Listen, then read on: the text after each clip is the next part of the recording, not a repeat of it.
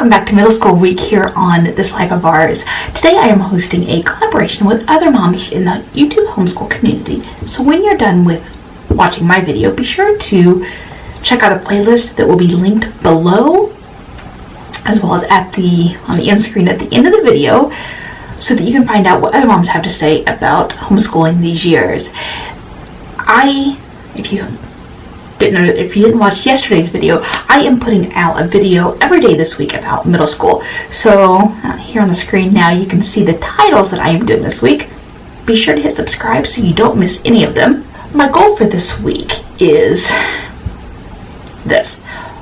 Middle school years, if you haven't already noticed, will have a big drop in a lot of homeschool groups because people get nervous and overwhelmed with these years, and so they put their kids in public school or private school, whatever. And there's other reasons too, of course, but a lot of moms are they feel overwhelmed by these years and feel like they can't do them. I hear that frequently. What I want for you this week is to, along with resources, I also want you to gain encouragement and confidence that you actually can do these, and they don't have to be scary and overwhelming. Parenting is scary and overwhelming sometimes, but you're doing that, and you can successfully homeschool middle school. So today I'm going to share with you 10 things that I wish I had known about middle school years. And there's a few practical tips, but some of them more just general ideas. I do have a video, probably not till April, maybe May, on more practical tips. So if you are interested in that and you are not already subscribed, be sure to hit subscribe button down there. This video is probably going to be a little bit of a longer one, so if you need to grab yourself a drink or a snack, go ahead and do that right now. Otherwise, let's get started. Number one, middle schoolers are still going to need help. Now, when I look at my daughter, I think, oh my goodness, she's so big. And when I think about how big she is compared to when we first started homeschooling, it feels like she should be able to do everything by herself, but that's just not going to be the case. Sometimes they're going to just need you by their elbow as a confidence boost. Sometimes they're really going to need you to explain that there's nothing wrong with your child if they still need you. It's normal, and they're still, it's just normal.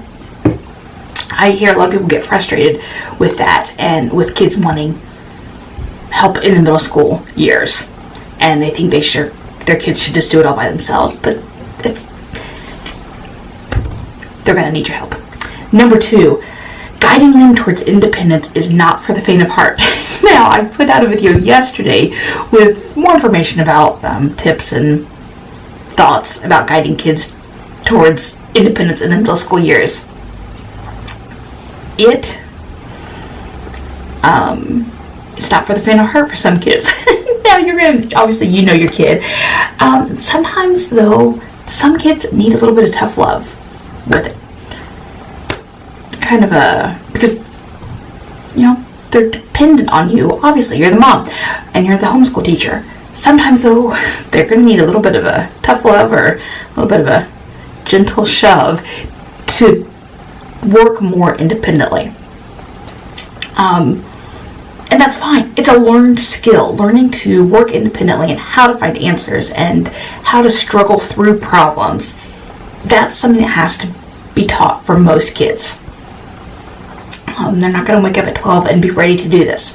So you get the privilege of teaching them that and helping them to become successfully independent students and adults. So be sure to check out that video as well if you want more information on those. Number three, they still need fun. Within their school time, their school day, they're still going to need some parts of their day that aren't heavily academic. Now, that's not to say that you need to go give them screen time. That's not what I'm saying. But think about what they do need. Do you have a student who likes riding their bike? Maybe you schedule in a 10-minute, 15-minute break so they can go out and do that. Do you have a student who likes art? Maybe they can sit down and do a little bit of art between subjects. Handicrafts. audiobooks that go along with their curriculum. My daughter has had several audiobooks that I've assigned to go with her history this year, and so that's been a great way to have her go take a short break, but still not get out of the routine of her day. So just know that their brains they get full, and to successfully continue working through their day, they're just going to need that break sometimes. Number 4, teen hormones are real. I thought I knew this, but I did not understand. I didn't. I really thought there were. I have a couple TED Talk videos. I'll talk more about this, as well as there's a PBS documentary about the teenage brain. I will have all those linked below, so be sure to check those out. Knowing really how the teenage brain works and all of what's going on in them has given me a new appreciation for understanding what it's all going on. There's been a lot of research in the last 10 or 15 years on the teenage brain, and it's incredible to listen to some of these talks. Yeah, so watch them. Put them on your to watch list at some point before the next school year, and yeah, they're real. Number 5, just as it is when you have babies and toddlers and they pick up on your mood, my attitude can absolutely make or break a day. There are times when, going back to the teen hormone thing, that my daughter's frustrated or emotionally on edge about something quote unquote real or not. I don't mean to be dismissive, but something that I can pinpoint what's going on or not. And how I respond can make our day and make things go more smoothly and make the subject go more smoothly, or it can send us into a spiral. So, practicing lots of patience and deep breathing and thinking before I speak has been critical, especially this past year. Yes. Pick your battles. There are times when maybe she'll ask me a question and I feel like she should just know or be able to find the answer herself. Sometimes I'll have her find the answer, even if it means struggling through it. Sometimes I just give it to her. Picking your battles and knowing which ones to pick and being able to read their moods is going to be critical for making your days and your weeks and your middle school years go much more smoothly. It's a vulnerable age. Be their soft spot. That's a little reminder that I have on in my binder, my homeschool binder. Be their soft spot. That's what they need from you. Number 6, I think we're on. I wish I would have started Friday free learning earlier. I have a video about this and I've talked about it, but Friday afternoons we take a short segment of time. It's the last thing that we do, and I just let my kids explore whatever they want to explore as long as it's learning. It's been a great addition to our year. It's given my daughter time to just learn about things that don't necessarily fall into her curriculum, and also gives me a chance to model continuing to educate myself about things, because I take that time to do the same thing. Number 7, the discussion is great.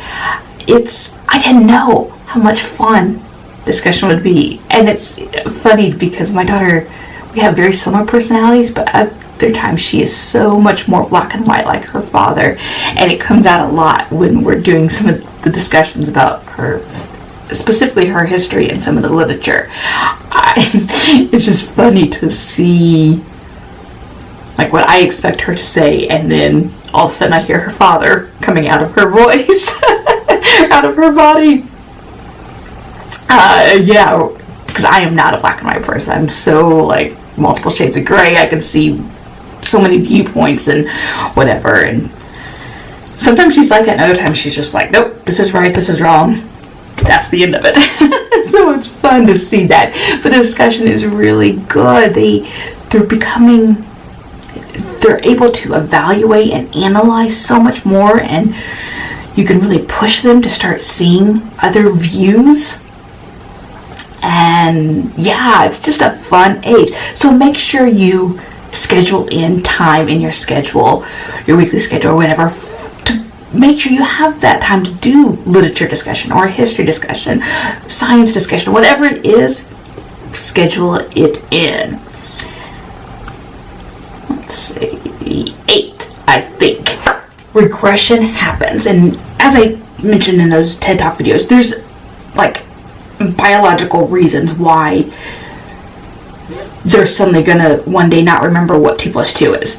It's not that you're a poor teacher, and it's not that they're stupid, and it's not that they're lazy.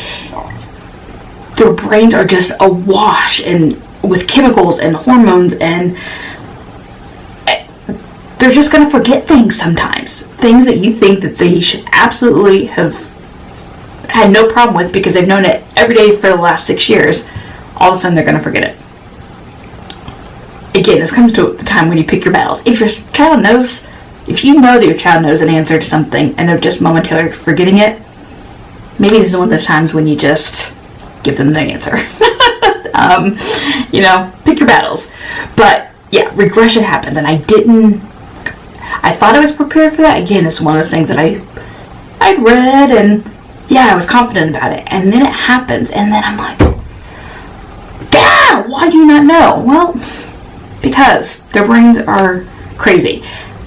I cannot tell you how many times during the past couple years I have remembered what it was like for middle school and how much of middle school I blocked out because,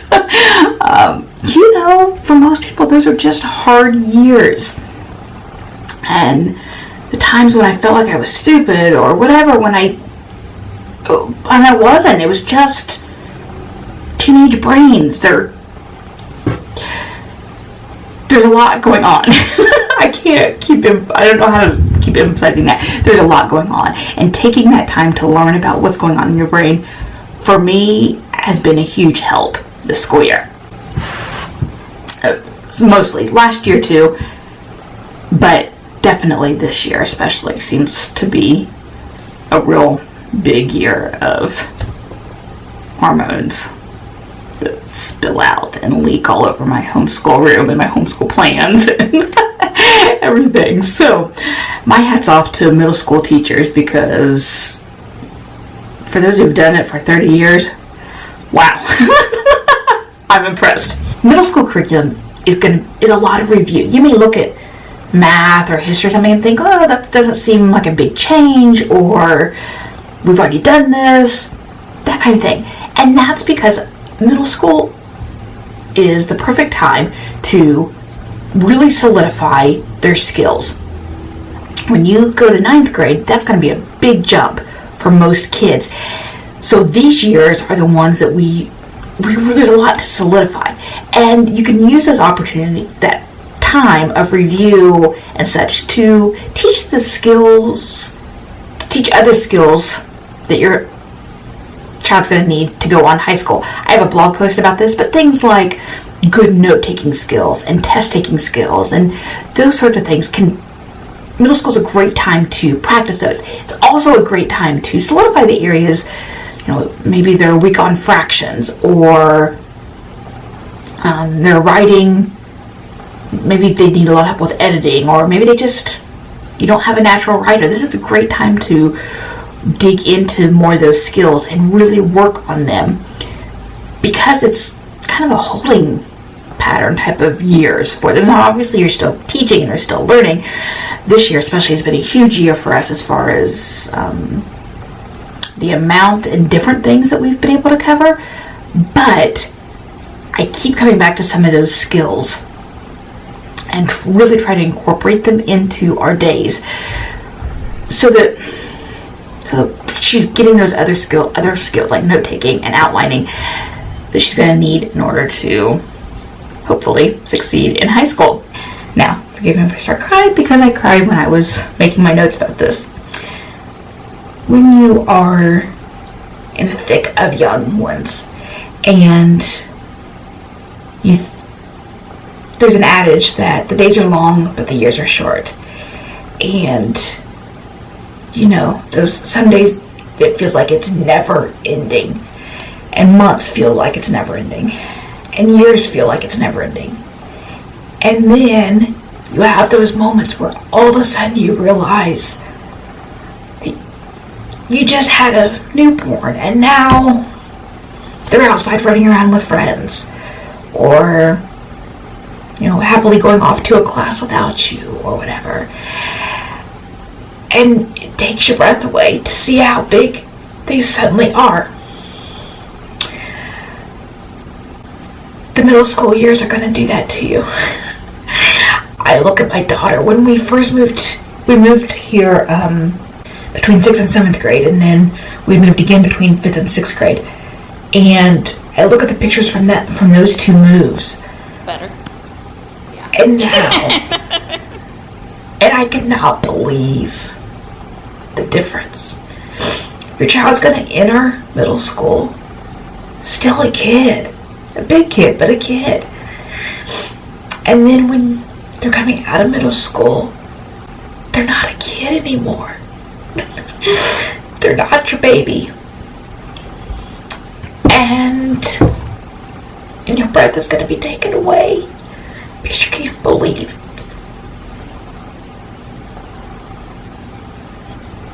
And then you start counting the summers and realize you have just a handful before they graduate.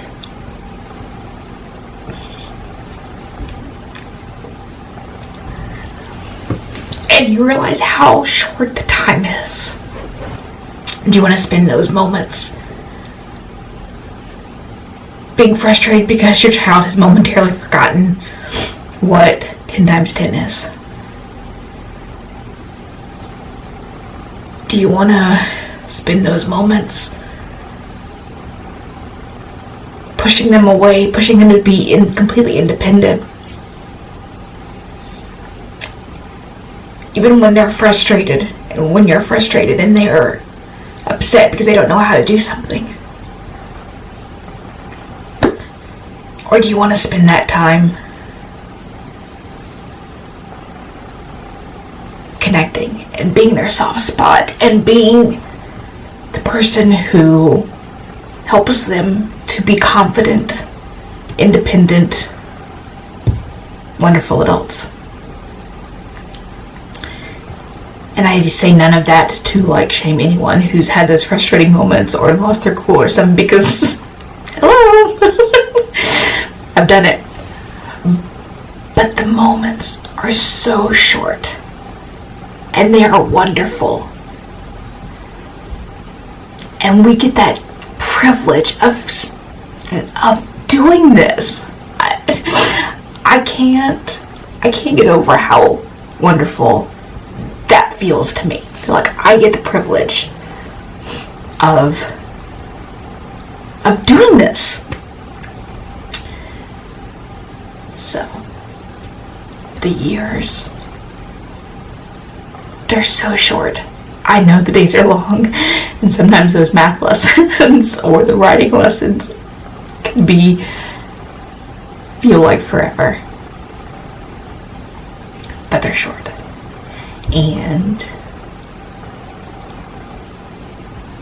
don't miss them. I know.